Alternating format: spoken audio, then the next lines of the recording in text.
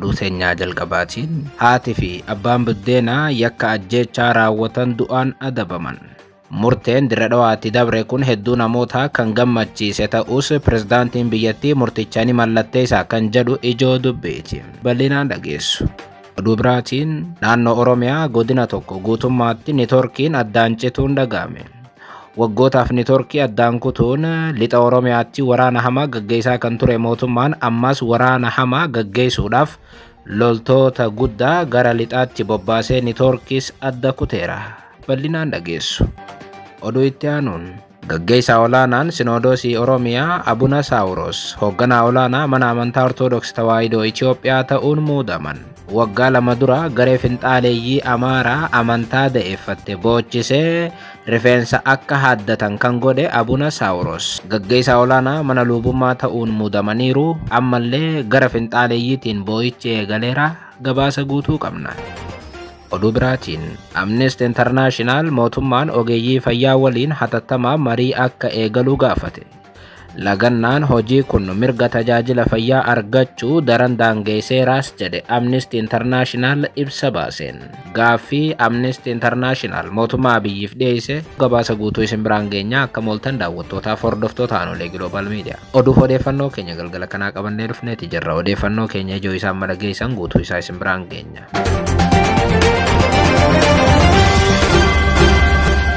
Oduu teenyaa jalqabaatiin haati fi abbaan buddeenaa yakka ajjeechaa raawwatan du'aan adabaman. Haaluma kanaan haati fi abbaan buddeenaa ragaa yakka gudeeddii daa'ima irratti raawwatame dhoksuudhaaf jecha yakka ajjeechaa raawwatan du'aan adabamuun himameera. Magaalaa Dirree Dhawaatti haati fi abbaan buddeenaa ragaa yakka gudeeddii daa'ima guddatu irratti raawwatame dhoksuudhaaf wayita yaalan yakka ajjeechaa biraa raawwatan du'aan akka adabaman manni murtii itti murteesseera.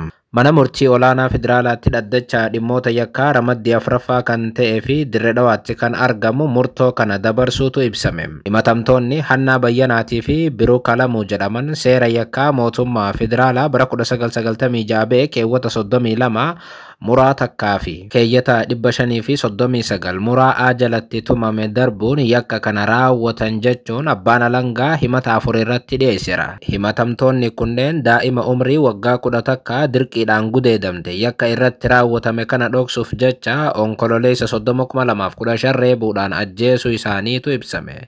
Himatamtoonni kunneen daa'ima yakki gudeeddii irratti raawwate akka haadhaa fi abbaatti kunuunsuu fi jaalala kennuufi osoo qabanii haala suukanneessaaf gara jabina qabuun yakka gudeeddii irratti raawwatame dhoksuudhaaf jecha yakka ajjeechaa cimaa raawwachuu isaaniitis ibsameera. ተከሳሾች ድርጊቱን የፈጸሙት ሊንከባከቧትና ሊጠብቋት የሚገባ የአንደኛ ተከሳሽ ልጅ እና የሁለተኛ ተከሳሽ የእንጀራ ልጅ በመሆኗ በቅርብ ዘመድ የተፈጸመ ወንጀል በመሆኑ በወንጀል ሕግ አንቀጽ 84 1 ሰ መሰረት እንዳለ የቅጣት ማክበጃ ምክንያት ተደርጎ እንዲያዝ። ሶስት ተከሳሾች ድርጊቱን የፈጸሙት ራሷን ከጥቃት መከላከል የማትችል የ11 ዓመት ህፃን ልጅ ላይ በመሆኑ Shakkamtoonni kunneen dhimmoota ittiin himataman afraniinuu badii raawwachuu isaanii abbaan alangaa ragaa sanadaa fi namaatiin irratti mirkaneesseera. Kana hordofee manni murtichaatis dhaddacha irra ooleen himatamtoonni du'aan akka adabaman itti murteesseera.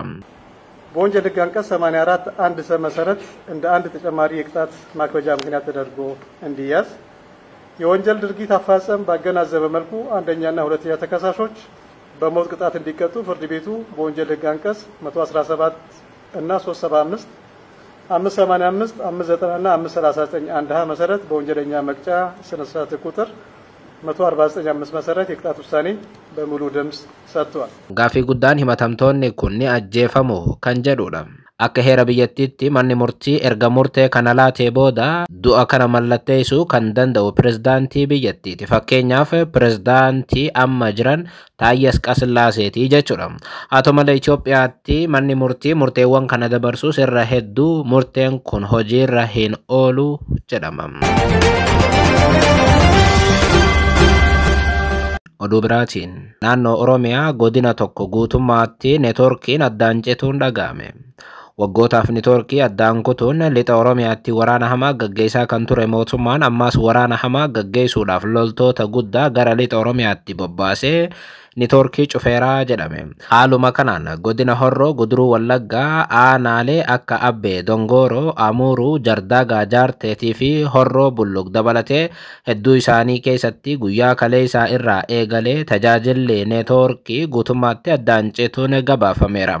Raadiyoon biyyattii Waazeemaan jiraattota wabeeffachuun akka gabaasetti aanaalee kanneen keessatti neetwoorkiin addaan cituun sababa malee miti. Jiraataan raadiyoo kanaaf yaada kennan tokko mootummaan yeroo ammaa kana waraana bilisummaa Oromoo irratti haleellaa addaa banuudhaaf karoorfatee sochii waan eegaleef dursee neetwoorkii nurraa cufee jedhan. Jiraataan raadiyoo kanaaf yaada laate kun miseensonni raayyaa ittisa biyyaa hedduun dhiyeenya kana aanaalee kana seenaniiru. Akkasumas uggurri konkolaataaf namoota irratti kaa'amee cimeera. Halkan sa'aatii tokko booda deemuun hin hayyamamu jedhama.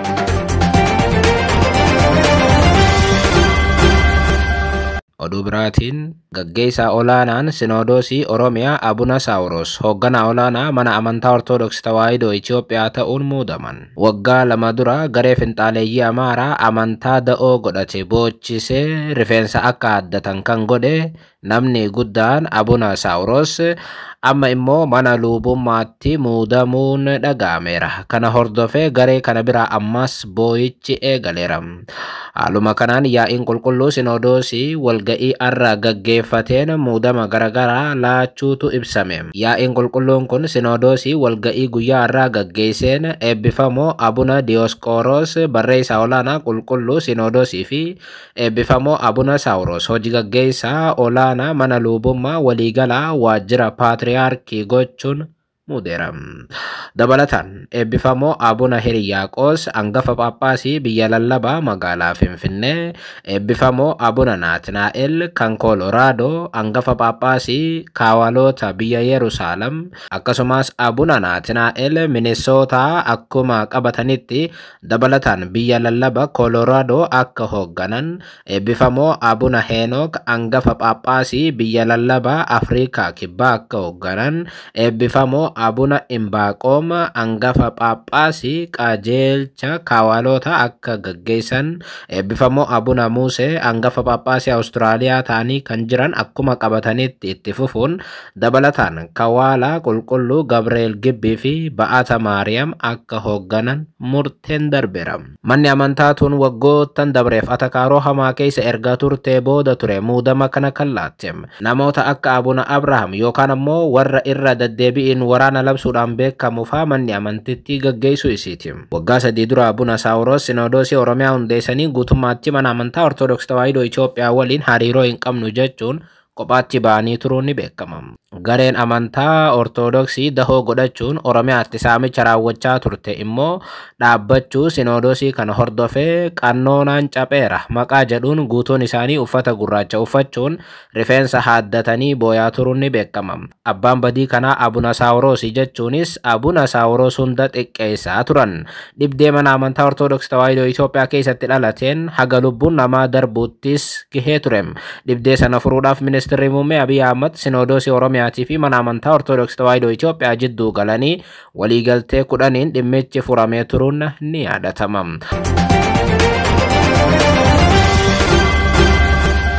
Oduu teenyaa xumuraatiin Amnesty International mootummaan Itoophiyaa ogeeyyii fayyaa waliin hatattamaa marii akka eegalu gaafate. Lagannaan hojii amma gaggeeffamaa jiru kun mirga tajaajila fayyaa argachuu daran daangeesseeraa jedhe Amnesty. Aangoonni Itoophiyaa ogeeyyii fayyaa lagannaa hojii irra jiran waliin hatattamaa marii akka eegalanii fi kanneen hidhaman halduree tokko malee akka gadhiisan hubachiise. Dhaabbatichi ibsaa irra baaseen lagannaan amma torbaan lammaffaa isaa keessa jiru kun kenniinsa tajaajila fayyaa baay'ee barbaachisaa irratti gufuu uumeeraas jedhe. Daareektarri naannoo bahaa fi kibba Afrikaa Amnesty International Xigeeree Chaaguutaan mootummaan rakkoo kana daran dheereessuu hin qabu jechuun cimsanii dubbatan. Mootummaa fi ogeeyyiin fayyaa wal dhibdee uumame kana furuudhaaf marii eegaluu qabus jedhan.